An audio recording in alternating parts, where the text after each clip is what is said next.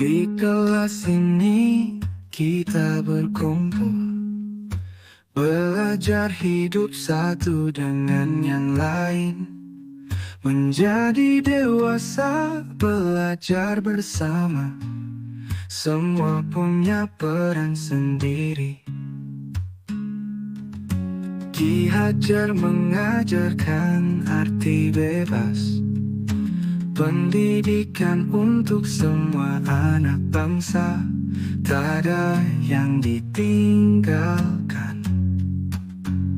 Semua diberi yang sama. Pusaka Ki Hajar, belajar bersama-sama. Setiap anak bintang, pendidikan untuk semua.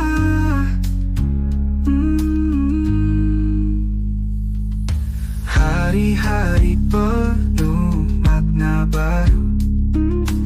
Belajar tidak hanya tentang buku. Kita bisa berkarya, bebas bersuara. Anak-anak bersinar terang, masa depan di tangan mereka.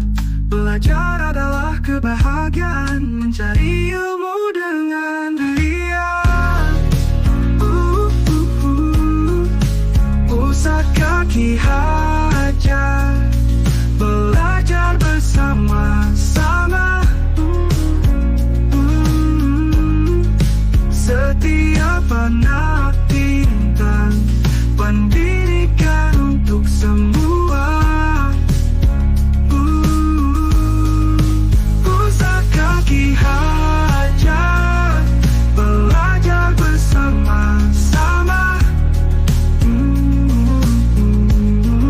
Setiap anak bintang, pendidikan untuk semua.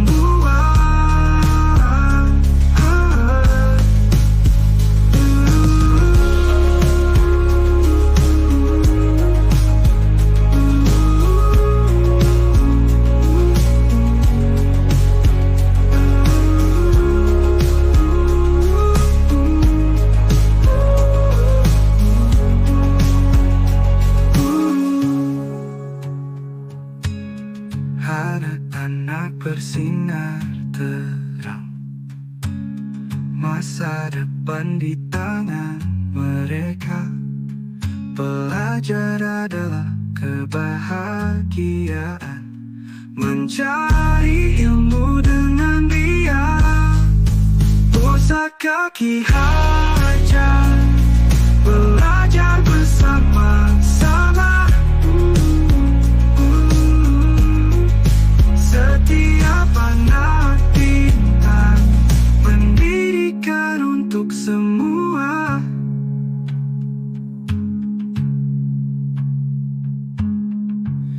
Di kelas ini kita berkumpul, belajar hidup satu dengan yang lain. Menjadi dewasa, belajar bersama. Semua punya peran sendiri. Ki Hajar mengajarkan arti bebas, pendidikan untuk semua anak bangsa, tak ada yang ditinggalkan. Salam dan bahagia Bapak Ibu semua. Hari ini kita berjumpa kembali di Kombel Bersatu SMP Negeri 3 Bandung. Webinar yang kelima kalau nggak salah ya. Puji dan syukur kita panjatkan kehadirat Ilahi Robi atas kudrat dan irodahnya kita bisa bertemu secara virtual. Salam senantiasa tercurah kepada Nabi Muhammad Sallallahu Alaihi Wasallam. Alhamdulillah, ini kita tidak bosannya kita menuntut ilmu, mencari wawasan untuk pendidikan. untuk demi masa depan anak didik kita. Pada kesempatan ini kita akan berdiskusi atau webinar tentang budaya positif, yaitu kebutuhan dasar manusia dan dunia berkualitas, 5 posisi kontrol dan segitiga restitusi. Alhamdulillah pada hari ini telah bergabung Amih Rida sebagai keynote speaker dan nantinya sebagai pemateri oleh Diki Prawira. Untuk selanjutnya kami persilahkan kepada Amih Rida untuk memberikan pemahamannya yang penuh inspiratif bagi kita serta memberi wawasan kepada kita sehingga kita bisa berbudaya positif khususnya di SMP Negeri 3 Bandung atau di dunia pendidikan. Mangga untuk Amih Rida. Hatur nuhun Pak Heri. Assalamualaikum warahmatullahi wabarakatuh. Warahmatullahi wabarakatuh. Alhamdulillahirabbil alamin. Yang saya hormati, saya banggakan, saya cintai semua rekan-rekan guru di SMP Negeri 3 Bandung yang saat ini hadir pada posisi daring. Mudah-mudahan pertemuan kita ini adalah pertemuan yang penuh dengan barokah. Bapak dan Ibu, kalau kita berbicara tentang webinar ini, maka ini adalah satu harapan bagi kita semua adanya perubahan. Ya, perubahan dalam hal ini adalah perubahan untuk layanan pendidikan. Kalau kita berbicara layanan pendidikan, kan tidak hanya berbicara antara guru dan siswa, tetapi kita akan berbicara dengan seluruh warga yang ada di satuan pendidikan itu sendiri. Nah, oleh karena itu, Bapak dan Ibu, karena kita sebagai warga satuan pendidikan, maka satu dengan yang lain harus siap melakukan perubahan menjadi lebih baik lagi. Nah, dalam hal ini khusus untuk pada atau di siang hari ini kita akan berbicara tentang budaya positif di satuan pendidikan. Sekolah atau satuan pendidikan ini merupakan wadah pembentukan karakter bagi peserta didik khususnya, tetapi tidak hanya menutup kemungkinan karakter ini dikembangkan terhadap para pendidik ataupun tenaga kependidikan. Nah, demikian halnya satu kegiatan pembiasaan budaya positif ini yang akan kita laksanakan di satuan pendidikan ini tentu akan membentuk karakter baik karakter-karakter yang dalam hal ini ada pada semua warga sekolah itu sendiri. Jadi karakter yang bagaimana? Karakter yang positif yang dalam nantinya akan dapat diimplementasikan di berbagai macam lingkungan, yaitu salah satunya tidak hanya di sekolah, tetapi juga dalam kehidupan bermasyarakat. Karena kalau kita berkehidupan bermasyarakat, berarti banyak hal yang akan kita temukan di sana. Nah, kalau kita berbicara tentang budaya positif, maka tujuan daripada pembangunan atau membangun budaya positif di satuan pendidikan ini akan menumbuhkan adanya karakter yang diharapkan menjadi manusia atau anggota masyarakat yang akan mencapai keselamatan dan kebahagiaan sesuai dengan tujuan pendidikan nasional yang kita kenal. Karakter ini pun akan kita bisa tanamkan di dalam kegiatan-kegiatan, yaitu salah satunya menciptakan budaya positif ini bisa kita lakukan di dalam kegiatan P5 ya, P5 atau proyek penguatan profil pelajar Pancasila. Nah, di sana kita mampu melakukan satu budaya positif, minimal kita bisa berkolaborasi. Ya, bisa berkolaborasi dan bisa berkomunikasi dengan baik dengan siapa? Dengan semua pihak. Baik itu antar pendidik maupun pendidik dengan peserta didiknya itu sendiri ataupun di antara peserta didik dan tenaga kependidikan lainnya. Bagaimana yang disebut dengan budaya positif? Saya percaya Bapak dan Ibu sudah melakukan P5 ini, proyek ini beberapa kali karena kita sudah masuk tahun ketiga. Sehingga dimensi-dimensi pada profil pelajar Pancasila itu sudah kita pahami bersama. Tetapi bagaimana cara pemahamannya ini? Yang saya garis bawahi tadi, kita mampu minimal berkolaborasi dan berkomunikasi. Insya Allah dengan komunikasi yang baik, maka pengembangan karakter melalui P5 di satuan pendidikan akan berkembang sesuai dengan harapan dan tujuan kita semua. Selain itu, kalau kita berbicara budaya positif di satuan pendidikan, selain dengan P5, Bapak dan Ibu mengenal dengan lirik lagu, ya, lirik lagu profil pelajar Pancasila atau lirik lagu pada P3.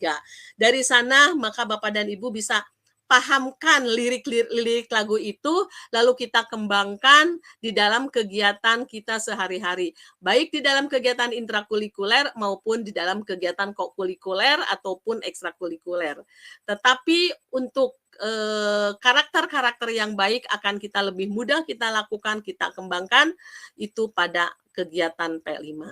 Nah, lirik lagu P5 atau lirik lagu profil pelajar Pancasila itu adalah mengandung 6 dimensi yang kita kenal. Itu awal dari saya, mari kita sama-sama dengarkan saja apa yang akan dipaparkan oleh pemateri kita atau narasumber kita. Terima kasih Pak Heri dan terima kasih kepada teman-teman yang lainnya. Mudah-mudahan kita tetap dalam lindungan Allah Subhanahu wa Ta'ala dan kegiatan ini pun tetap berjalan dengan lancar. Saya kembalikan lagi kepada Pak Heri, mangga dilanjut. Assalamualaikum warahmatullahi wabarakatuh. Waalaikumsalam warahmatullahi wabarakatuh. Tur nuhun Ami Rida atas pemaparan materinya. Mudah-mudahan menambah wawasan bagi kita. Dan untuk acara berikutnya yaitu pemaparan materi oleh Saudara atau Bapak Diki Prawira. Mangga kepada Pak Diki, waktu dan tempat kami persilahkan. Baik, terima kasih kepada moderator hari ini Pak Heri dan kepada pengawas Bina Amirida yang sudah menguatkan dalam kegiatan ini. Kita mulai saja ya. Bismillahirrahmanirrahim. Assalamualaikum warahmatullahi wabarakatuh. Waalaikumsalam warahmatullahi wabarakatuh. Yang terhormat Ibu Kepala Sekolah SMP Negeri 3 Bandung, yang terhormat Ibu Pengawas Bina Amirida, yang terhormat juga rekan-rekan sejawat SMP Negeri 3 Bandung, dan ada teman-teman kelompok guru penggerak saya yang saya undang sebagai desiminasi saya. Dan tak lupa juga saya mengundang teman-teman SD dari istri saya, ya ada istri saya yang tercinta di dalam sini. Jadi desiminasinya selain di tempat kerja nanti di rumahnya juga kita bisa berdebat tentang berkepihakan pada murid ini. Saling menyemangati. Baik, setelah ini saya akan membahas tentang budaya positif, melanjutkan dari rekan saya Bu Ramadayanti yang telah menyampaikan budaya positif season 1 kemarin di hari Selasa ya, membahas tentang 3 poin. Nah, saya akan membahas tentang 3 poin selanjutnya. Kita langsung saja izin share screen. Untuk Bu Rovina.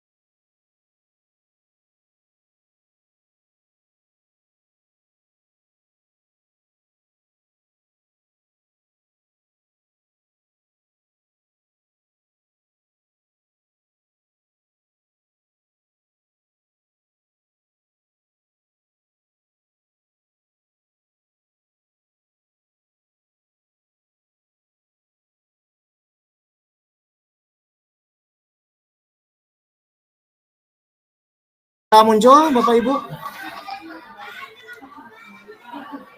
Sudah muncul layar screen-nya? Oh, sudah, baik. Sudah. Siap, terima kasih. Baik, pada kesempatan saya hari ini, saya akan mendiseminasikan tentang apa yang saya dapatkan di program Guru Penggerak Angkatan 11. Pada modul 1.4 ini ada tugas untuk mendiseminasikan tentang budaya positif, ya. Jadi mohon doanya juga kepada rekan-rekan, saya sedang melaksanakan Guru Penggerak, semoga lancar kegiatannya dan berkah ilmunya dan bisa mendiseminasikan kepada rekan-rekan di sekolah. Amin ya rabbal alamin. Amin ya rabbal alamin. Baik, kita lanjut. Oh, ada ice breaking ya. Baik, kita ice breaking dulu. Biar jam rawan ngantuk, kita ice breaking dulu. Boleh dinyalakan videonya atau sambil mendengar aja ya suara saya, teman-teman. Nanti kita ice breaking bergerak sesuai kata Toti. Bergerak sesuai kata Toti, keluhnya ya. Jadi nanti dengarkan bergerak sesuai kata Toti. Oke, kita mulai. Kata Toti pegang hidung. Kata Toti pegang mata kanan. Pegang telinga. Nah, masih ada yang pegang telinga nih Pak Heri. Fokus. Oke, lanjut. Kata Toti pegang mulut. Pegang alis. Pegang rambut. Oke, ya udah pada fokus. Jadi kalau bergeraknya sesuai kata Toti. Kalau tidak ada kata Toti itu kata Diki. Ya, jadi ice breaking-nya itu fokus ke dalam apa yang disampaikan sesuai kata Toti. Oke ya, terima kasih. Boleh ini ada notif tepuk tangan, boleh tepuk tangan di situ. Boleh tepuk tangan untuk saya nih. Ini ada notif tepuk tangan. Oke, lanjut. Ke materi selanjutnya. Nah, pada kesempatan budaya positif ini ada 6 poin. Kemarin Bu Ramadayanti, rekan guru penggerak saya, sudah menyampaikan poin 1 sampai 3 yaitu disiplin positif dan kebajikan universal. Yang kedua, motivasi, hukuman dan penghargaan. Yang ketiga, keyakinan sekolah atau keyakinan kelas. Nah, ya, saya pada kesempatan ini saya akan menyampaikan nomor 4, kebutuhan dasar manusia, posisi kontrol restitusi dan segitiga restitusi. Ya, seorang guru yang baik harus memiliki kemampuan dalam mewujudkan budaya positif di sekolah. Budaya positif tersebut dapat dijalankan dengan menerapkan konsep-konsep ini, Bapak Ibu. Ya, meskipun kita sudah melakukannya, tapi dari segi bahasa mungkin di poin-poin kita tidak tahu seperti apa poin-poinnya. Nah, baik, kita akan sampaikan pada kesempatan hari ini. Disiplin positif kemarin sudah dibahas oleh Bu Ramadayanti tentang paradigma stimulus respon kepada pendekatan teori kontrol ya. Ada stimulus respon dan kontrol, kita review sedikit, mengulas. Nah, ini tentang disiplin positif ya. Jadi kalau berbicara tentang disiplin itu kita mendengarnya apa ya, keras gitu ya, hukuman, peraturan, ancaman ya. Padahal disiplin itu adalah proses untuk belajar dengan mengoptimalkan nilai diri yang memang seharusnya muncul dari diri, bukan sebuah paksaan gitu ya. Kalau untuk berbicara tentang disiplin itu ya. Dan yang kita optimalkan itu hasil belajar anak, bukan karena ancaman, hukuman, hadiah gitu ya. Tapi karena dia punya nilai diri. Itu teori kontrol diri ya, dari Prof apa gitu ya, lupa ya. Ya, jadi tentang disiplin itu harusnya bukan karena paksaan tapi karena muncul dari dirinya sendiri. Ya, itu ulasan tentang disiplin positif. Nah, ini yang tadi dibahas tentang 6 karakter dalam profil pelajar Pancasila: beriman, bertakwa kepada Tuhan Yang Maha Esa, mandiri, berkepentingan global, bergotong royong, kreatif, bernalar kritis. Ya, jadi karakter ini harus diterapkan ke dalam siswanya dalam pembelajaran. Bahkan saya juga sebagai guru mapel PJOK harus menyampaikan seperti anak bermain sepak bola apa karakter yang muncul dalam profil pelajar Pancasila ini? Sepak bola itu kan tim ya, bergotong royong, ada kreatifnya gitu ya, ada bernalar kritis, yang beriman bertakwanya juga, ada berdoa, atau sportif, akhlak pada manusia. Ya, lanjut. Motivasi hukuman dan penghargaan udah disampaikan oleh rekan saya juga. 3 motivasi perilakunya untuk menghindari ketidaknyamanan atau hukuman, untuk mendapatkan imbalan, dan untuk menjadi orang yang mereka inginkan. Ya, sama Bu Ramadayanti. Nah, hukuman dan konsekuensi. Beda ya kalau hukuman, konsekuensi dan restitusi itu beda. Penghargaan yang tadi yang sudah disampaikan, keyakinan kelas juga, Bapak Ibu guru di sini saya yakin sudah menerapkan keyakinan kelas atau keyakinan sekolah ya, karena di kelas-kelasnya sudah ada dibuat keyakinan kelas teman anak-anaknya atau siswanya dengan wali kelas gitu ya, sehingga anak-anak juga punya acuan untuk membuat keyakinan kelasnya seperti apa. Lanjut, ini keyakinan kelasnya yang sudah dibuat. Nah, sini sudah poin kebutuhan dasar manusia. Ini bagian saya. Sekarang poin 3-nya kebutuhan dasar manusia.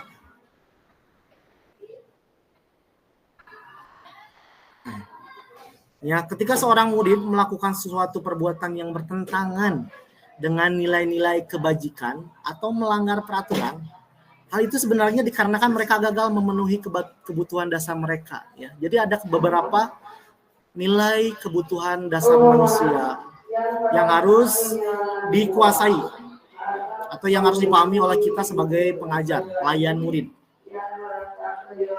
Nah, ini kebutuhan dasar manusia ada 5, Bapak Ibu. Yang pertama bertahan hidup, yang kedua kasih sayang dan rasa, yang ketiga diterima penguasaannya, yang keempat kebebasan, dan yang kelima kesenangan.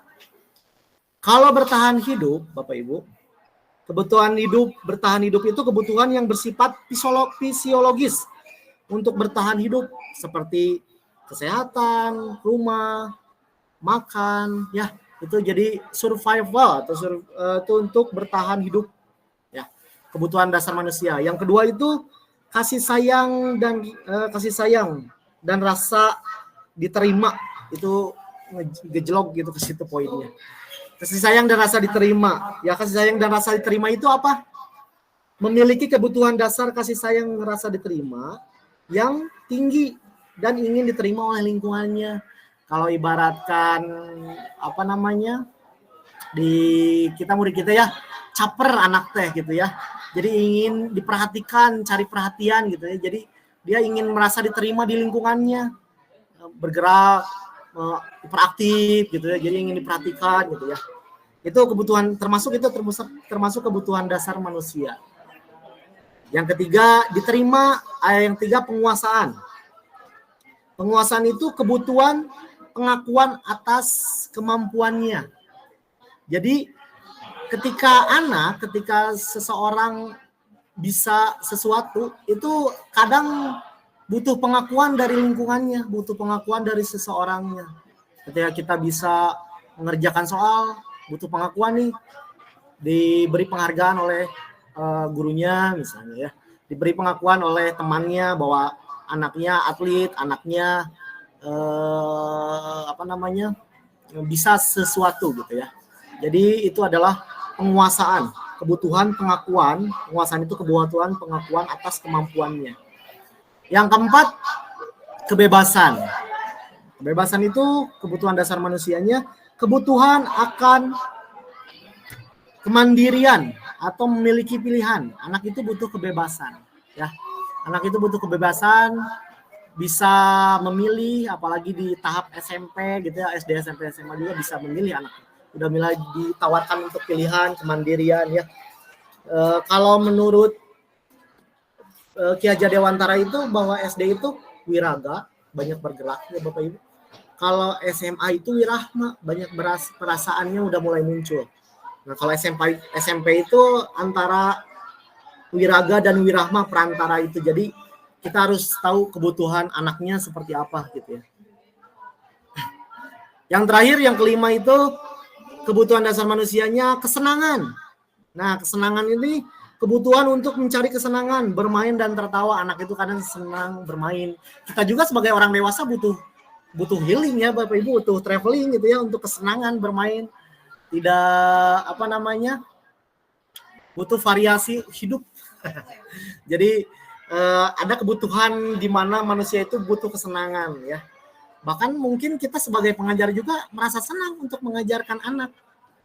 Senang kepada anak yang dari tidak bisa menjadi bisa gitu ya. Proses belajar itu sebuah prestasi kecil, tidak hanya butuh penghargaan, tapi dari yang tidak bisa menjadi bisa itu adalah proses kecil dari sebuah kesenangan kita sebagai guru ya.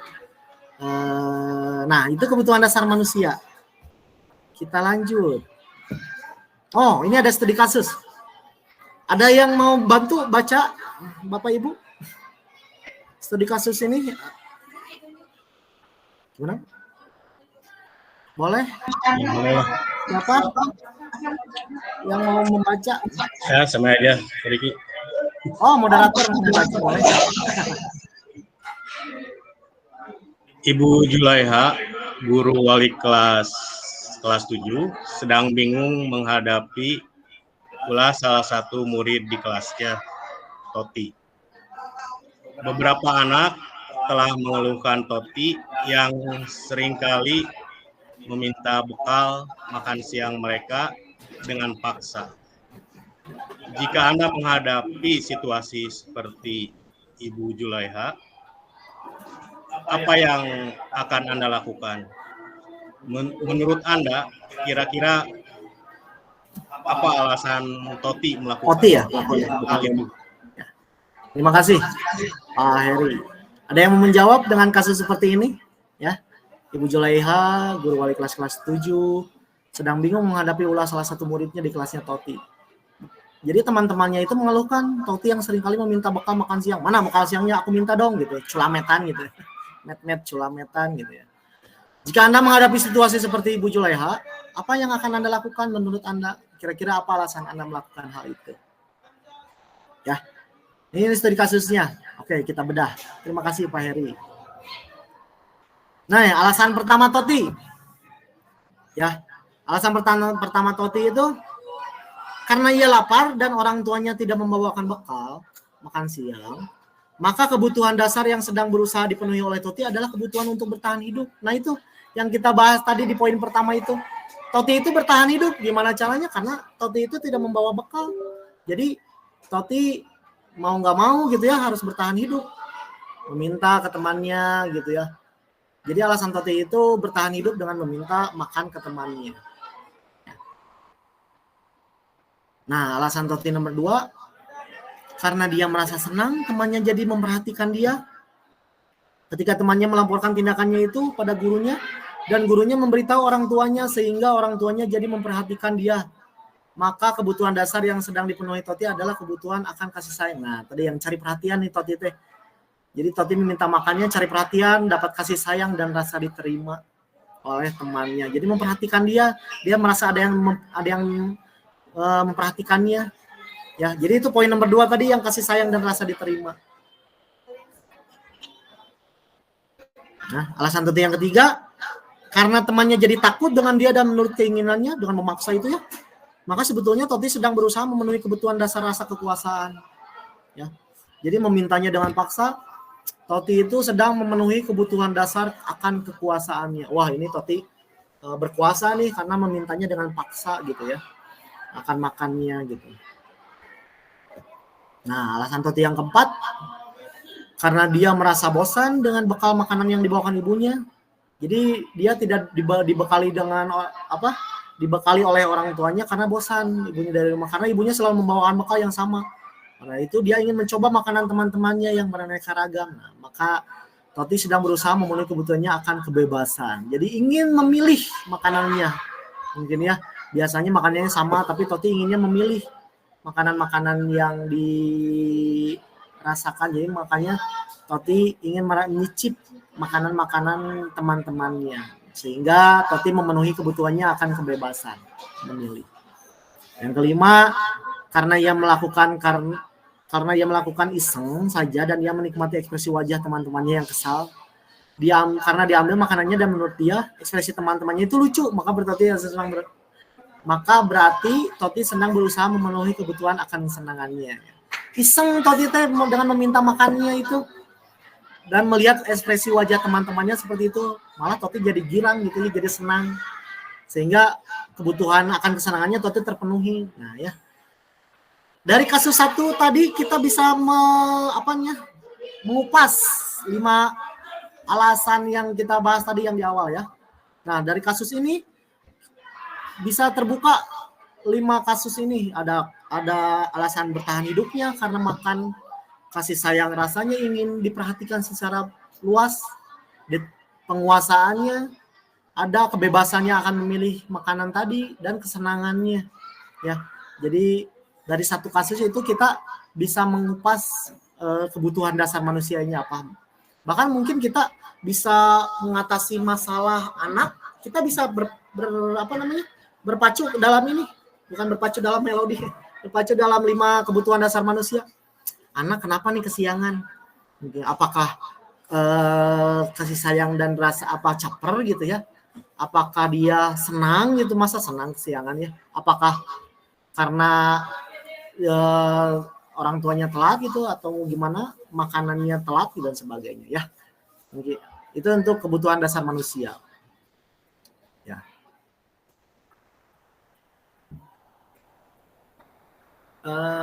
Oke, lanjut kita posisi kontrol restitusi.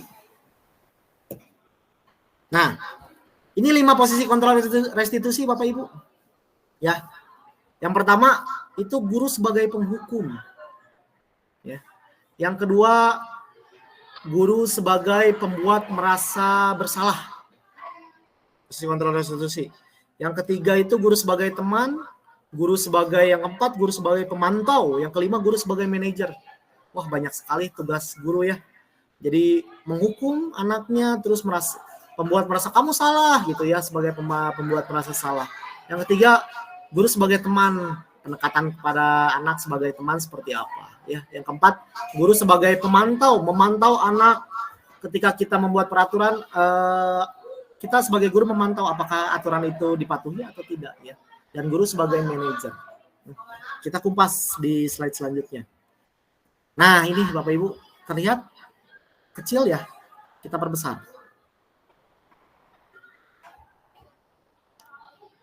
Nah, ini ada 5 posisi kontrol yang tadi kita bahas satu-satu. Ini ada kolom guru sebagai penghukum, ada guru sebagai pembuat rasa bersalah, ada guru sebagai teman, guru sebagai pemantau, dan guru sebagai manajer. Nah ya, ini kolomnya kita bagi-bagi. Nih, ini guru berbuat nih. Sebagai penghukum, kolomnya nih. Menunjuk, menyakiti, menyindir, itu guru sebagai penghukum. Kamu ya, misalnya sebagai penghukum, kamu membuat kesalahan gitu ya. Itu sebagai penghukum. Terus menghindari sebagai pembuat rasa salah, berceramah gitu ya. Mengatakan seharusnya kamu jangan seperti ini. Bapak kecewa misalnya ya, itu sebagai pembuat bersalah, pembuat rasa bersalah. Ya, itu menghindari hukuman atau identitas gagal dari orang luar. Kita bahas dulu ke bawah. Yang pembuat identitas gagal ini nih, identitas gagal yang di atas kita bahas dulu. Nah, terus gurunya berkata, kalau kamu tidak melakukan, awas ya, rasakan ini. Dihukum gitu ya, dipukul gitu ya, dipisik. Terus membuat rasa bersalahnya, kamu seharusnya sudah tahu, ibu atau bapak lelah sekali mengatakannya. Bapak stres, ibu stres gitu misalnya ya. Membuat rasa bersalahnya. Jadi anak tuh merasa bersalah, membuat gurunya stres, membuat gurunya lelah gitu ya. Nah, dari perbuatan guru sebagai penghukum pembuat rasa bersalah ini, hasilnya anak itu memberontak menyalahkan orang lain berbohong ya. Terus untuk membuat rasa bersalahnya itu menyembunyikan bohong gitu ya, menyangkal, berbohong ya. Dari kita sebagai penghukum itu Nah, kaitannya dengan dunia berkualitas itu, murid meletakkan guru di luar dunia berkualitas, atau murid meletakkan guru di dalam dunia berkualitas membaca bersalahnya. Jadi kualitas hidupnya itu akan semakin diingat. Oh, jadi psikologisnya mungkin kena gitu ya. Kalau kita sebagai atau guru sebagai penghukum atau pembuat rasa bersalah, ya muridnya juga nanti berkata, biarkan sajalah, nanti juga marah-marah lagi, gitu ya. Kalau dianya melakukan hal yang sama, biarkan saja, kata muridnya juga. Terus kalau pembuat bersalah, iya Pak, maaf Bu, maafkan saya Bu, gitu ya, jadi merasa bersalah. Terus dampaknya kepada murid apa? Nah ini dampaknya Bapak Ibu, mengulangi kesalahan dengan yang kalau kita sebagai menunjuk itu akan nanti mengulangi kesalahannya. Terus ketika kita sebagai pembuat rasa bersalah, nanti siswanya sebagai merasa rendah diri, orang salah wae-nya misalnya. Kita sebagai siswa salah terus nih. Jadi malas ngapa-ngapain, malas sekolah ya, malas ke sekolah karena takut akan gurunya gitu ya. Nah, dari susunan sebagai penghukum, pembuatan rasa bersalah, turunannya itu ini termasuk identitas gagal, kontrol dari luar. Ya, itu posisi kontrol yang identitas gagal dari luar. Ya. Nah, sekarang kita bahas yang kedua, identitas berhasil atau sukses nih. Mengharapkan imbalan atau ketergantungan pada orang lain. Nah, ini ada tugas guru sebagai teman, posisi kontrol guru sebagai teman. Ya, guru membuatkan alasan-alasan untuk muridnya. Ya, terus pemantaunya menghitung dan mengukur. Jadi menghitung kesalahannya, mengukur siswanya seperti apa ya. Dan di sini guru berkata di identitas berhasil nih, ayolah lakukan demi ibu gitu. Masa kamu tidak mau melakukan ke depan gitu. Ingat ingat tidak ibu atau bapak pernah bantu kamu gitu ya sebagai teman. Ingat tidak selama bapak kan sudah diantarkan ke perpus gitu. Sekarang bantulah ibu gitu ya. Jadi sebagai teman gitu ya, feedback gitu ya. Nah, kalau pemantau itu kita sebagai peraturan, apa peraturannya gitu ya. Kita membuat peraturan sebagai pemantau gitu ya, menghitung, mengukur. Jadi apa peraturannya gitu ya. Nah, hasilnya jika sebagai teman jadi ketergantungan karena tadi ya sudah membantu gitu ya, ketergantungan kepada kita gitu ya. Kalau sebagai teman ketergantungan, kalau sebagai pemantau menyesuaikan diri bila diawasi gitu ya. Ya kita kadang kalau diawasi anak tuh serius mengerjakan tugas atau mengerjakan soal, tapi kalau tidak diawasi kitanya lagi ke belakang gitu ya atau membalik ke belakang, anaknya santai lagi gitu ya. Kadang kondisi itu sering terjadi di sekolah-sekolah Bapak Ibu mungkin ya. Kaitannya dengan dunia berkualitas, murid meletakkan guru sebagai orang yang sangat penting di dunia kualitas. Sebagai teman ya, mungkin sebagai hidupnya itu penting. Bahwa guru sebagai teman itu dalam dunianya ya. Terus murid meletakkan gurunya peraturan dan hukum di dunia berkualitas. Jadi guru sebagai penghukum mungkin ya. Itu di dalam pemantau.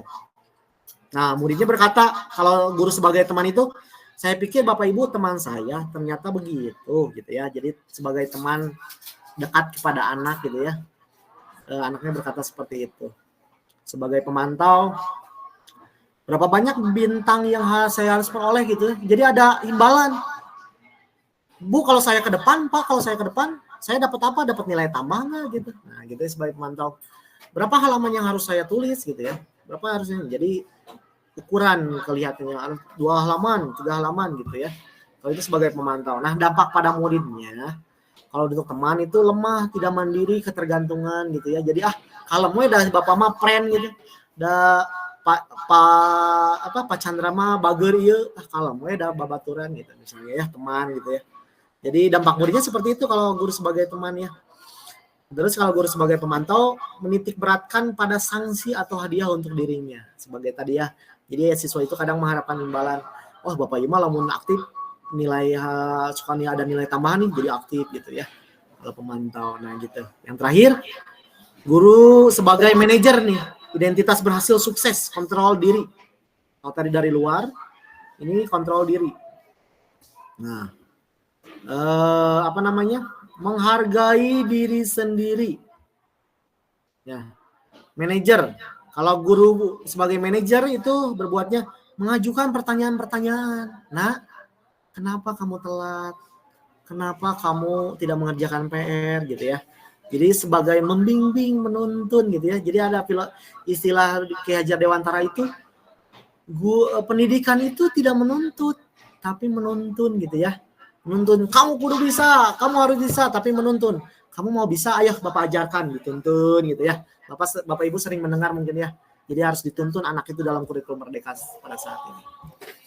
Nah, guru berkata, kalau dalam guru manajer, apa yang kita yakini, apa yang bisa kau kerjakan untuk memperbaiki masalah ini? Nah, jadi seolah dewasa mungkin. Jadi anak itu pendekatannya mencari solusi.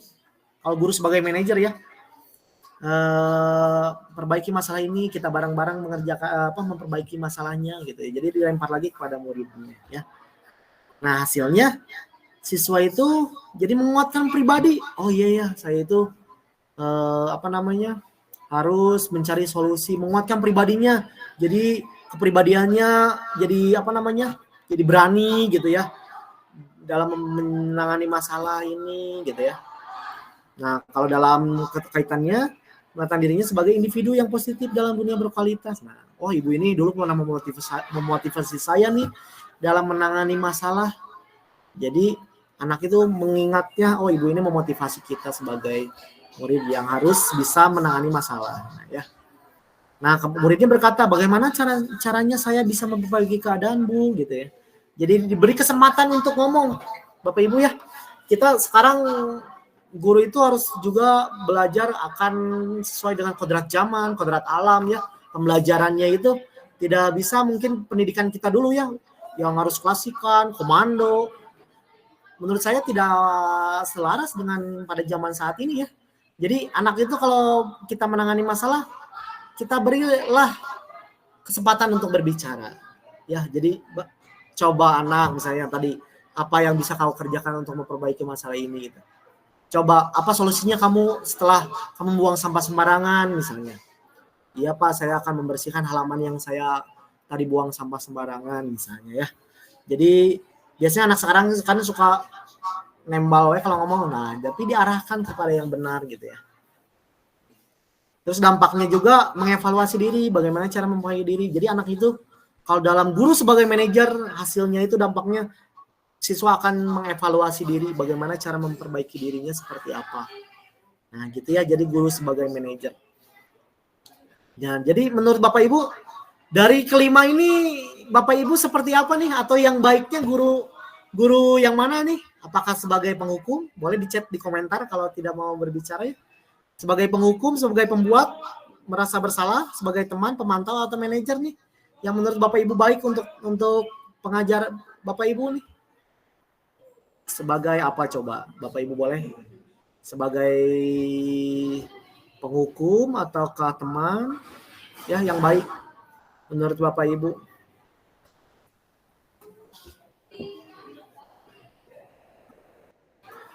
Oh, ada yang jawab nih. Sebagai manajer, oh iya Pak Isep sebagai manajer ya mungkin ya, karena hasil dampaknya juga bagus Pak Isep. Betul sebagai manajer, guru sebagai manajer ya. Nah, posisi kontrol institusi di antara kelima posisi kontrol tadi, sebaiknya seorang guru menggunakan posisi kontrol sebagai manajer. Nah, tadi ya Pak Isep betul. Jadi guru yang baik itu ada sebagai manajer ya. Seperti foto itu, foto yang di samping setelannya seperti manajer ya, manajer kantoran. Jadi guru yang baik itu sebagai manajer. Nah, sebagai manajer juga guru dapat berbuat sesuatu bersama murid, mempersilahkan murid bertanggung jawab dan mendukung murid agar dapat menemukan solusi gitu ya. Saya juga kadang kepada anak seperti di foto ini, nah kita olahraga mau apa nih, materinya mau apa nih, Pak aku mau main bola, aku mau bola basket. Nah dari sekian banyak suara banyak, Pak aku mau bola voli misalnya, bola voli, oh ya kita bola voli. Jadi sebagai manajer itu melayangkan pertanyaan kepada anak itu, diberi kesempatan untuk berbicara ya. Jadi sekarang kita sudah tidak mengejar lagi materi, jadi atau materi-materi yang prioritas kita angkat, materi-materi yang bisa kita ambil, bisa diangkat kita angkat ya. Jadi mempersilahkan murid bertanggung jawab, tanggung jawab ya bolanya. Misalnya saya sebagai guru olahraga ya. Nanti setelah selesai kamu amankan bolanya, siapa gitu. Mendukung murid agar dapat menemukan solusi juga. Ya, selain itu posisi manajer juga mengacu pada prostitusi yang dapat menjadikan murid sebagai manajer bagi dirinya. Sehingga dapat tercipta identitas positif pada murid. Wah, senang. Ibu ini misalnya ya, atau bapak ini mempercayai saya, jadi identitas gitu ya. Jadi menjadikan murid sebagai manajer bagi dirinya gitu ya. Pelatih nih, guru nih gitu ya. Ya guru itu kan kadang disebut sebagai pelatih, pendidik, gitu, pengajar ya. Jadi guru itu banyak istilahnya. Nah, kita masuk ke segitiga restitusi, Bapak Ibu. Segitiga restitusi ini ya. Ini sangat menarik Bapak Ibu, segitiga restitusi ini kita bisa menangani anak dengan acuan segitiga restitusi ini. Tahapan dalam segitiga restitusi yaitu menstabilkan, yang pertama menstabilkan identitas validasi. Yang kedua, tindakan yang salah. Yang ketiga, ngegeclok dia, menanyakan keyakinan ya. Yang ketiga, menanyakan keyakinan. Nah, unsur identitas, fasilitasi tindakan yang salah, menanyakan keyakinan. Nah, menstabilkan identitas itu seperti apa? Jadi dilakukan berdasarkan prinsip bahwa membuat kesalahan adalah bagian dari proses pembelajaran yang nantinya akan menggeser identitas gagal ke arah identitas sukses. Nah, kita belajar ya, saya juga belajar, khususnya saya belajar ke dalam segitiga restitusi ini, sangat menarik dibahas, karena ketika anak membuat kesalahan itu sudah harusnya kita merubah pola, ya, misalnya membuat kesalahan bagian dari proses, nah misalnya ya. Kamu membuat kesalahan apalah gitu ya, dari sebagai proses pembelajaran gitu ya, tapi lain kali jangan diulang lagi gitu ya. Misalnya, nah ini nih, menstabilkan identitas itu seperti ini nih. Yang pertama, berbuat salah itu hal yang manusiawi, tidak ada manusia yang sempurna gitu ya. Jadi kalau anak membuat salah itu manusiawi gitu ya, kalau manusia masalahnya tidak terlalu fatal. Terus kita pasti bisa menyelesaikan masalah ini gitu ya.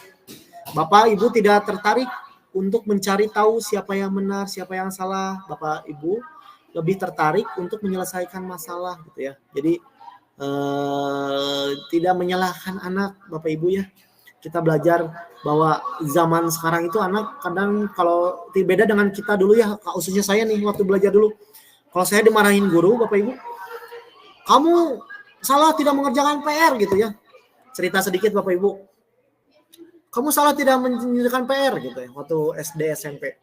Ketika saya mau ke rumah, kita anak dulu ya lebih takut lagi gitu. Lebih takut lagi lapor kepada orang tua karena dimarahin guru gitu ya, sampai dipukul sama penggaris gitu, sama guru matematika gitu. Kenapa tangan kamu memar gitu. Dulu saya waktu SMP. Karena saya tidak mengerjakan PR. Suruh siapa kamu nggak ngerjain PR gitu ya. Dulu ayah saya militer gitu, sampai kelas mendidiknya gitu. Suruh siapa kamu nggak mengerjakan PR. Berdiri kamu di sana. Tiarap kamu misalnya. Nah, jadi itu kalau anak dulu kalau membuat kesalahan di sekolah, ketika masalahnya dibawa ke rumah, dia akan lebih takut dua kali dong dihukumnya ya, Bapak Ibu. Tapi kalau anak sekarang mungkin beda ya. Kalau kasus-kasus yang saya temukan ketika ada masalah di rumah, kadang ini mau Bapak Ibu, anak itu membawa masalah di rumah dan malah dibela anaknya, ataupun pengaduannya itu kadang berbeda, kadang dilebih-lebihkan oleh anak gitu ya. Jadi mungkin kita bisa menstabilkan identitas ini dengan masalahnya dengan ini gitu. Mungkin Bapak tidak akan mencari salah siapa gitu ya. Saya pernah menerapkan ini di ruang BK ketika penangani anak, ada yang bukan berantem ya, dari bercanda mungkin jadi dari tajong-tajong kaki gitu ya, nendang-nendang kaki, menengkas kaki. Jadi Bapak nggak akan cari siapa yang salah gitu ya. Sok, solusinya apa ketika kamu menendang kaki dia jadi sakit, Pak? Terus gimana kamu yang sakit? Apakah kamu dendam? Enggak, Pak, cuma saya sakit kakinya. So, jadi akhirnya minta maaf gitu ya. Jadi punya kebesaran hati anak untuk berbicara, untuk menjelaskan kejadiannya seperti apa gitu, Bapak Ibu ya. Terus kalau kamu menyalahkan dirimu sendiri terus-menerus, apakah kamu bersikap pada dirimu sendiri gitu ya. Jadi ditanyakan kembali identitas anaknya seperti apa gitu ya, kejadian di. Makanya perundungan itu terjadi ketika tidak ada yang mengawasi kelas ya, atau ketika istirahat. Bahkan perundungan itu tidak pada siswa kepada siswa, guru kepada siswa juga, siswa kepada guru gitu ya, ngeledek, atau guru kepada siswa juga, bahkan itu disebutnya perundungan ya. Menangani anaknya itu harus hati-hati Bapak Ibu ya, jangan sampai disebutkan menangani anaknya dibully gitu, membuli anak gitu ya. Nah, jangan terlalu keras gitu ya, bisa dengan menggunakan segitiga restitusi ini. Kita bahas satu-satu ya. Tadi yang pertama saya sudah bahas tentang menstabilkan identitas validasi ya. Nah, lanjut. Yang kedua, validasi tindakan yang salah. Apa validasi tindakan yang salah itu? Jadi dilakukan berdasarkan prinsip bahwa setiap perilaku berupaya memenuhi suatu kebutuhan tertentu. Sehingga guru atau orang tua akan bergeser dan dari pemikiran stimulus respon menjadi proaktif, serta akan lebih mengenali dan mengakui kebutuhan murid atau anak. Ya. Nah, contohnya ini nih Bapak Ibu. Validasi. Kamu pasti punya alasan mengapa kamu melakukannya. Jadi ketika setelah menstabilkan identitas, kita tanya kembali, kamu pasti punya alasan dong mengapa kamu melakukannya gitu ya. Terus apa yang penting bagi kamu ketika kamu jahil gitu ya? Apakah penting kamu ketika kamu tidak mengerjakan PR gitu ya?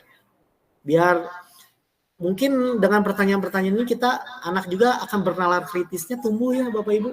Jadi anak itu berpikir, oh iya ya, menujunya ke sini gitu ya, arahnya ke sini ya.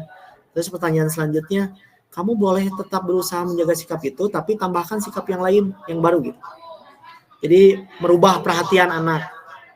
Selanjutnya, maukah kamu belajar cara lain untuk mendapatkan yang kamu butuhkan tanpa harus memukul? Nah gitu ya. Jadi maukah kamu belajar dengan cara lain untuk mendapatkan yang kamu butuhkan tanpa harus memukul gitu ya. Jadi jangan merebutnya dengan meminta, jangan merebut gitu ya. Boleh nggak aku pinjam pulpen kamu, pensil kamu, jangan merebut ataupun mengambil gitu. Kan bisa caranya dengan yang lain gitu ya. Kita bisa lakukan dengan validasi tindakan yang salah. Nah, yang terakhir, menanyakan keyakinan. Keyakinan itu dilakukan dengan memberi pertanyaan-pertanyaan bermakna kepada murid atau anak untuk memunculkan motivasi secara intrinsik, motivasi dalam diri, sehingga mampu mengaitkan keyakinannya dengan tindakan yang salah. Contohnya, misalnya, apa nilai yang kita percaya di sekolah kita? Misalnya di sekolah kita, kamu menggunakan sepatu bebas. Coba, nilai yang kita percaya di sekolah kita, iya Pak, kita tidak boleh menggunakan sepatu selain misalnya putih hitam atau warrior gitu ya, sebagai pelajar gitu ya. Terus nilai-nilai apa yang telah kita sepakati? Belajar tidak aturan yang berlaku gitu ya. Terus kelas yang ideal itu seperti apa sih gitu ya? Yang ideal itu yang harus nyaman, aman, tentram gitu ya, kita tanyakan lagi. Kamu ingin jadi anak seperti apa gitu ya? Kamu membuat masalah ingin jadi anak seperti apa gitu ya? Mungkin kita kalimat ini kita sosial emosionalnya dikontrol ya. Jadi kamu ingin jadi anak seperti apa? Mungkinnya lebih sakit, sepertinya lebih nyeredet gitu ya. Ketika ditanya tapi kitanya memang sulit sih Bapak Ibu ya, tapi kadang kita juga terbawa emosi ketika anak melakukan masalah ya. Tapi memang sulit dan memang lama dengan cara seperti ini Bapak Ibu ya. Tapi insya Allah lah anak juga merasa dirangkul, merasa tidak dijauhkan, itu tidak disalahkan ya dengan segitiga restitusi ini. Kamu ingin jadi anak seperti apa gitu ya. Terus apa yang kamu rasakan ketika kamu melakukan itu? Kamu menjadi orang yang seperti apa gitu ya. apa yang kamu rasakan ketika kamu memukul, ketika kamu melakukan itu, kamu menjadi orang yang hebat. Enggak kan ya. Jadi kita buat keyakinan ini gitu ya, keyakinan. Nah, ini ada kasus Bapak Ibu. Saya baca ya, mungkin secara singkat. Ini kasusnya Sabrina hari itu bangun terlambat dan terburu-buru sampai di sekolah. Dia pun akhirnya sampai di gerbang di sekolah. Tapi baru menyadari kalau tidak menggunakan sepatu hitam. Jadi anaknya itu telat sampai terburu-buru. Terus akhirnya sepatunya tidak sesuai dengan aturan di sekolahnya. Ya. Sehingga ketika di gerbang ketemu nih dengan Pak Lukman. Mengatakan, ya sudah, kamu sudah melanggar peraturan sekolah. Kamu salah, misalnya sambil nunjuk gitu. Sudah terlambat, salah pula warna sepatunya. Segera buka sepatumu kalau tidak bisa mengenakan warna sepatu sesuai aturan gitu ya. Jadi dimarahi, udah telat, ngos-ngos anaknya. Dan langsung dimarahi di tempat gitu ya Bapak Ibu. Nah selanjutnya Sabrina ini meminta maaf dan memohon kembali kepada Pak Lukman agar tetap mengenakan sepatunya, berjanji tidak akan mengulangi kesalahannya. Tapi Pak Lukmannya bersikeras, tidak mau. Tidak, kamu telah melanggar peraturan sekolah. Kalau tidak sanggup ambil sepatu di rumah atau diantarkan sepatu ke sekolah, ya sudah, kamu tidak bersepatu saja seharian di sekolah. Aduh, karunya kacugapnya. Sekarang copot sepatumu dan silakan belajar tanpa sepatu seharian ya. Sepatu dengan hati mencopot sepatunya dan dia sampai tidak berani keliling sekolah karena malu, tidak jajan gitu ya. Dan lebih banyak berdiam diri di kelas tanpa alasan sepatu. Nah, dalam kasus di atas, apakah yang diambil oleh Bapak Lukman? Jadi Bapak Lukman itu nadanya suaranya tinggi gitu ya. Hukuman fisik verbal juga ada. Tetap bersikeras pada peraturan yang berlaku. Itu mungkin termasuk ke dalam yang salah penanganannya ya. Jadi kalimatnya tadi kalimat keras gitu ya. Lanjut. Nah, yang tadi Bapak Ibu yang bawa guru itu seorang manajer yang tadi kata Pak Isep ya. Apa yang akan dikatakannya, pertanyaan-pertanyaan seperti apa yang akan diajukan ke Sabrina. Mungkin dengan kalimat yang sama tapi dengan nada yang diturunkan kita bisa kita bisa tanyakan kepada Pak Lukman. Ya, Sabrina, mengapa datang terlambat, kan enaknya gitu. Mengapa tidak menggunakan sepatu sesuai aturan sekolah gitu ya. Kalau yang salahnya kan, Sabrina, kamu tentu punya alasan mengapa tidak menggunakan sepatu hitam. Sabrina, validasinya yang tadi yang 3 restitusi itu. Nah ini penanganannya seperti ini Bu. Jadi dari cerita yang anak kesiangan dengan sepatu yang salah, terus disalahkan oleh Pak Lukman, nah penanganan restitusinya seperti ini. Kalau menstabilkan identitasnya, Sabrina mengapa datang terlambat? Mengapa tidak menggunakan sepatu sesuai aturan? Nah, kalau validasi tindakan yang salahnya, Sabrina, kamu tentu punya alasan mengapa tidak menggunakan sepatu hitam gitu ya. Terus nampaknya kamu terburu-buru sampai terlambat datang ke sekolah ya. Jadi ditanyakan dulu. Yang ketiganya menanyakan keyakinan.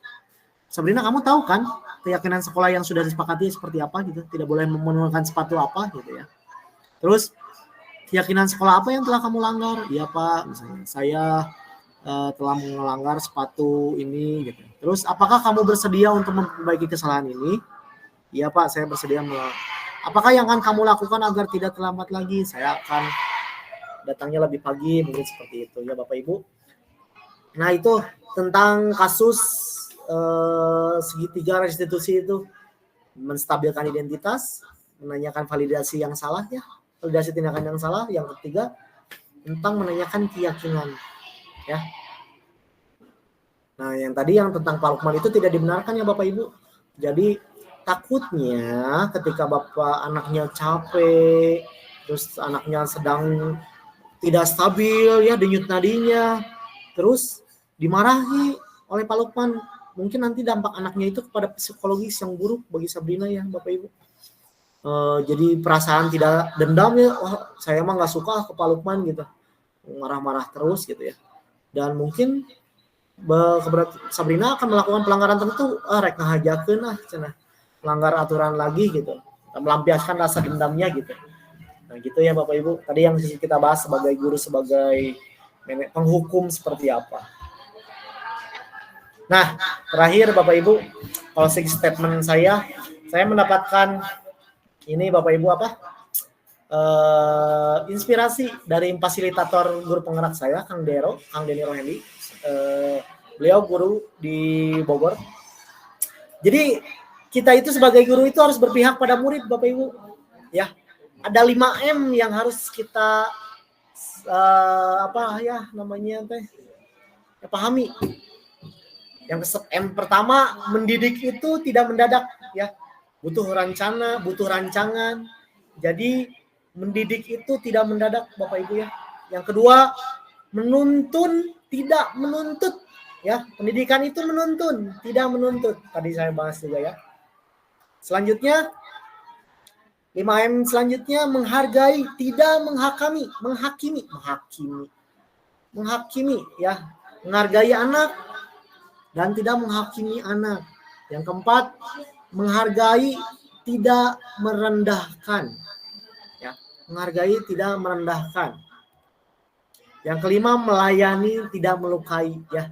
Jadi layani anak, tidak melukai, Bapak Ibu ya. Jadi memang tugas guru itu sangat banyak, Bapak Ibu. Bahwa selain mengajar ya, mengajar itu konten, materi, ngejar ya. Tapi di samping itu kita juga harus mendidik karakter yang PR sekarang kepada anak ya. Jadi mendidik itu pada karakter. Ya, saya aplaus kepada Bapak Ibu bahwa mengajar mendidik itu tidak terbatas ya. Saya acungin jempol sebagai guru-guru di SMP 3 ini khususnya tidak melihat waktu, melihat usia, semangat belajarnya selalu ada. Bapak-bapak, ibu-ibu di SMP 3 ini sangat, bahkan menangani anak itu kadang di luar hari libur ataupun di luar jam kerja ya, menangani anak kasus dan sebagainya ya. Nah, terakhir, seorang petani, kalau dalam KHD itu kita sebagai pendidik itu seperti seorang petani dalam hakikatnya, sama kewajibannya dengan seorang pendidik. Yang menanam padi misalnya hanya dapat menuntun tumbuhnya padi, ia dapat memperbaiki kondisi tanah ya. Jadi dengan memelihara tanaman padi, memberi pupuk dan air, membasmi ulat-ulat atau jamur-jamur yang mengganggu hidup tanaman padi dan lainnya. Jadi sebagai pendidik itu seperti seorang petani, Bapak Ibu. Kalau anak salah, oh benar kan ya, salahnya di mana gitu ya, sehingga kayak montir motor, mobil. Terus kurangnya apa, tanami itu. Karakternya yang kurang apa, tanami seperti itu ya. Kalau filosofi Ki Hajar Dewantara seperti itu. Jadi seorang petani itu sama kewajibannya dengan seorang pendidik, Bapak Ibu ya. Mungkin itu saja yang bisa saya sampaikan, Bapak Ibu. Terima kasih atas perhatiannya. Terus semangat sebagai guru hebat, guru berinovasi, guru yang terus belajar sepanjang hayat.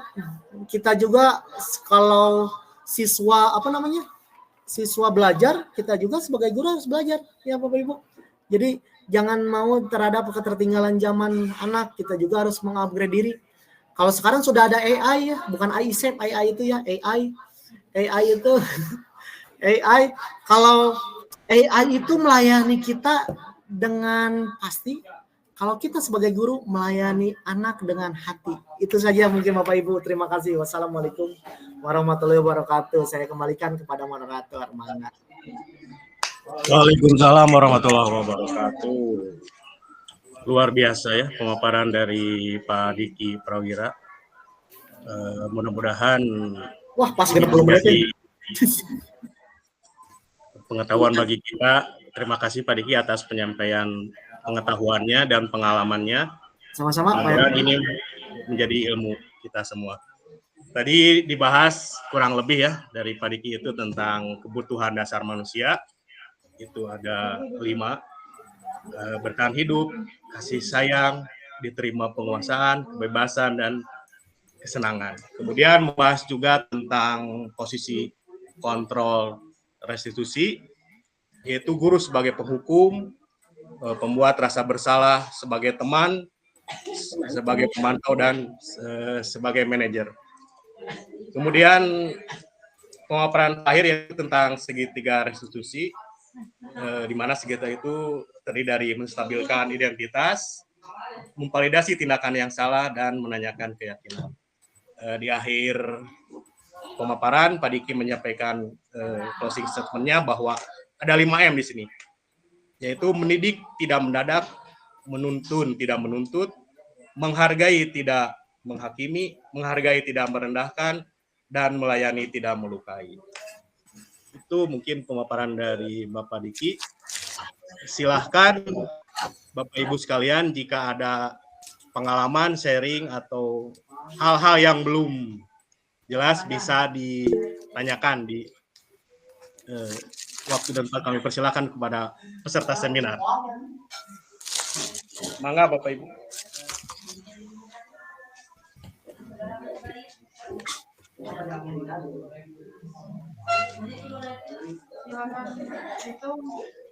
Mungkin Pak Diki ada pengalaman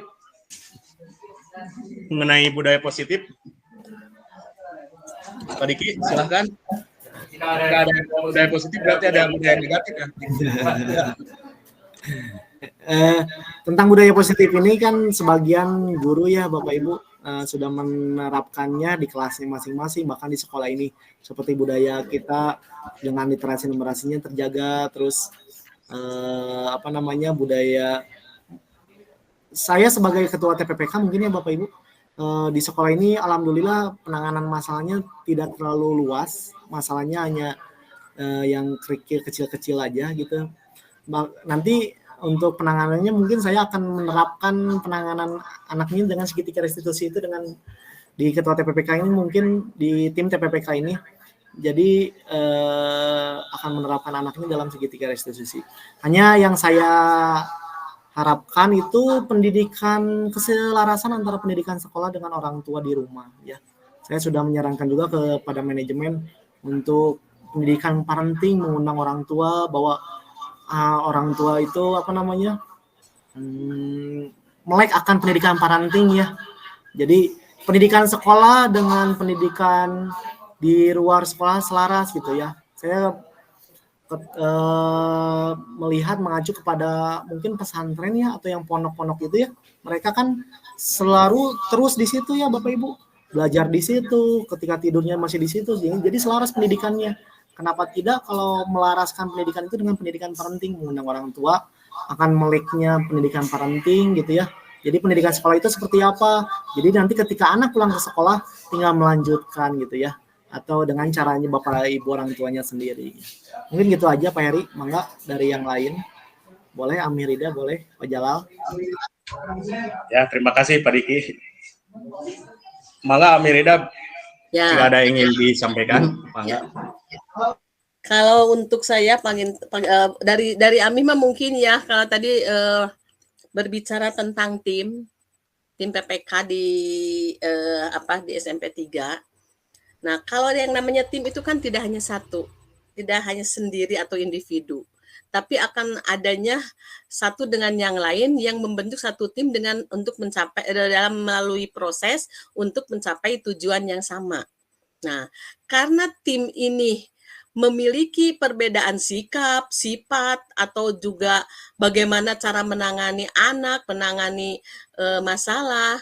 Nah, jadi kalau memang di dalam tim itu sendiri akan mempergunakan satu sistem atau satu keyakinan di dalam penanganannya, tidak ada salahnya tim itu juga harus paham betul ya. Jadi dalam penanganan satu permasalahan itu selaras nantinya satu dengan yang lainnya. Jadi mungkin langkah-langkah berikutnya di kita itu atau di satuan pendidikan kita menyamakan tindakan kita terhadap permasalahan yang akan dihadapi oleh tim itu sendiri. Itu tambihanna panginten Pak Diki ya.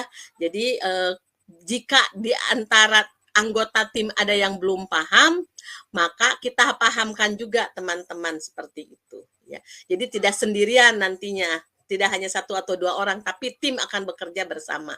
Itu untuk mencapai tujuan yang sama di satuan pendidikan. Mangga diteraskeun deui. Ya, turun Tadi ya. untuk Amirida. Iya. Kebetulan saya juga satu tim dengan Pak Diki ya di TPK dan ada tim lainnya. Mungkin dari teman-teman peserta yang lain, jika ada yang ingin disampaikan, mangga. Masih ada waktu kurang lebih 10 menit lagi. Mungkin ada tanggapan dari istrinya Pak Diki. Bu Hana, Pak Diki. Bu Hani ya. Bu Hani. Hani. Enggak, Bu Hani. Peserta spesial tuh mah. Nuhun. Cekap Bu, hatur nuhun. Cekap dah soleh dah istri abi mah. Masih kan nama ku Pak Diki di tadinya. Ada ancaman enggak ya.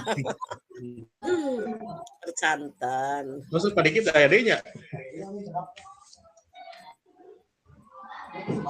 Jika tidak ada lagi mungkin dari Pak Diki dulu ya. Closing statement mungkin. Itu kan dari materi, mungkin closing statement dari acara ini. Mangga Pak Diki. Baik, terima kasih. Berarti kan Peri. Baik, terima kasih moderator, teman-teman, rekan semuanya. Amerida sebagai pengawas pembina, tak lupa sebagai rekan-rekan yang di luar dari SMP 3.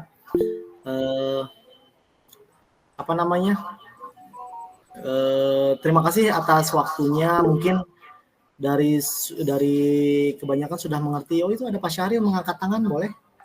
Atau kepencet? Oh, kepijit kayaknya. Ya udah. Oh, dilanjut kepijit kayaknya.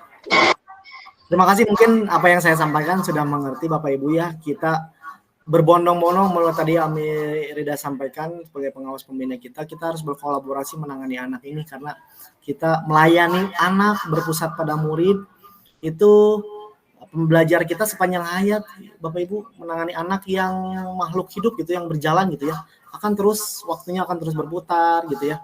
Apa yang sampaikan ini, apa yang saya sampaikan juga semoga bermanfaat untuk Bapak Ibu. Kita terapkan budaya positif ini dan terus menjaga siswa agar tetap nyaman gitu ya, karena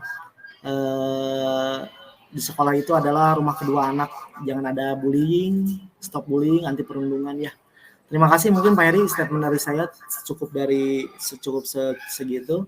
Terima kasih. Wassalamualaikum warahmatullahi wabarakatuh. Waalaikumsalam warahmatullahi wabarakatuh. Mangga Mirida pilih badai closing statement. Mangga nyanggakeun. Terima kasih Pak Diki. Selamat sudah bisa menyampaikan apa yang menjadi harapan teman-teman semua dan menjadi satu tugas dari Pak Diki, di mana Pak Diki menerima ilmu ini dan harus didiseminasikan kepada teman-teman minimal di satuan pendidikan yang bersangkutan. Terima kasih, mudah-mudahan apa yang disampaikan oleh Pak Diki ini adalah bagian dari peningkatan kinerja kita. Perlu kita ketahui juga bahwa rapot pendidikan kita salah satunya adalah karakter, di mana dalam karakter ini penilaiannya memang yang kita tidak tahu ya, ternyata ada penilaian yang tiba-tiba kok jadi mengecil atau menjadi turun atau jadi tidak sesuai dengan harapan kita. Nah, mungkin saja karena kita tidak tahu kan, perasaan mah kita asa udah benar gitu melakukan semua pengembangan karakter terhadap peserta didik melalui P5-nya tadi ya. Tetapi mungkin saja kita tidak tahu apa yang kita ucapkan, seperti apa yang materi yang Selasa mungkin ya, saya tidak mengikutinya. Yang Selasa kemarin kita ada kegiatan, ada sama-sama materinya dari budaya positif itu sendiri kan. Ada kata-kata yang terucap kepada peserta didik dan tidak disadari oleh kita. Nah, oleh karena itu, mari kita sama-sama sedikit demi sedikit kita kita berlatih diri untuk mengantisipasi agar tidak ada kata-kata yang membuat anak-anak kita merasa bersalah lah tadi ya, dengan 5 posisi kontrol kita itu ya. Dia merasa bersalah atau merasa dihukum, atau juga kita jadi teman tapi kok jadi temannya seakan-akan guru itu di atas nih, instruksi aja terus, nah seperti itu. Oleh karena itu mungkin Bapak dan Ibu, mari kita sama-sama introspeksi diri kita semua. Kalau di dalam keseharian kita ada salah ucap. Kalau secara fisik mungkin saya percaya tidak akan terjadi ya, tapi salah ucap yang kita tidak sadari ya. Oleh karena itu mari kita sama-sama melatih diri. Itu saja mungkin, mudah-mudahan budaya positif di Satuan Pendidikan khususnya SMP Negeri 3 Bandung ini akan membawa dampak positif juga kepada layanan pendidikan yang semakin baik dan nilai rapot pendidikan yang semakin meningkat. Terima kasih, mangga sedena di Wikendi Kapaheri atur nuhun. Ya, terima kasih untuk Amirida atas closing statement-nya. Ini ada pesan chat dari Pak Diki sebelum ditutup, dipoto dulu. Mangga Pak Isep. Iya Bapak Ibu boleh silakan di on cam dulu, kita mau foto. On cam dulu. Kameranya di-on-kan dulu untuk foto bersama. Ya. Daun Pak Ucup. Saya hitung dulu Bapak Ibu. 3, 2, 1.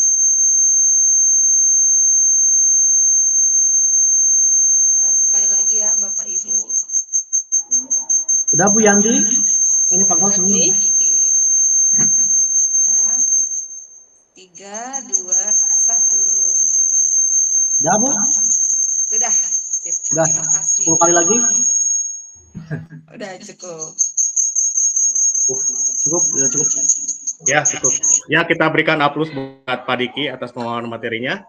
Ya. Sebelum materi ditutup, izinkan saya menyampaikan pantun. Banyak hujan. Cakep. Cakep. Terima kasih Bapak Ibu narasumber dan semua peserta webinar. Cakep. Waalaikumsalam warahmatullahi wabarakatuh. Warahmatullahi wabarakatuh.